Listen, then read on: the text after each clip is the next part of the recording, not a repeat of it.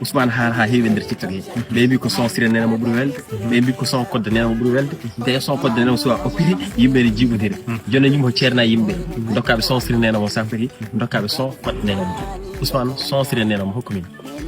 sira nenam yumbinima yo ko ndimale sira nenam dañi wune yo ko ndimale ndeysan o nani jikke yo ko ndimale to sani yakare yo ko ndimale ndeysan mo ɓumni ɓernde nen ala ɓumni ɓernde bab Allah suura ɗum ko ndimale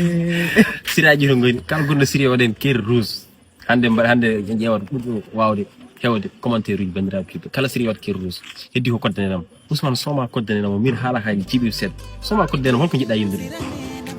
son koddanenam gonmi koye ñaganade koddaji ɗi foof yo Allah rokkuɓe rewde sira rewi ɗo par épisode quoi par épisode kodda sira o ɓenni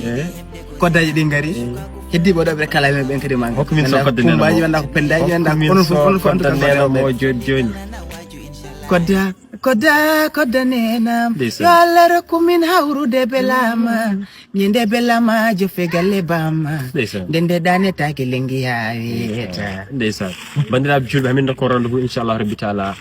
mi haala noon daruji mo yimmi jogui ɗi pour hande o kam battuno haqqillaji hande ha joni ko tourné Fouta yimɓe goni le 28 inchallah rabbi taala et le 29 eɗen Poolel Diawɓe so gummi Poolel Diawɓe inchallah rabbi taala le 30 en gana Janjoli conseil Janjoro ma wel ma wuli so gummi Janjoli inchallah rabbi taala payeten ko wuuro ene wiye wasa kodde le premier et le 2 so gummi wasa kodde so Allah jaaɓi inchallah rabbi taala payen wuuro e wiye Bow mbaɗen Bow 2 jours so gummi Bow inchallah rabbi taala payen kadi wuuro wiye Dow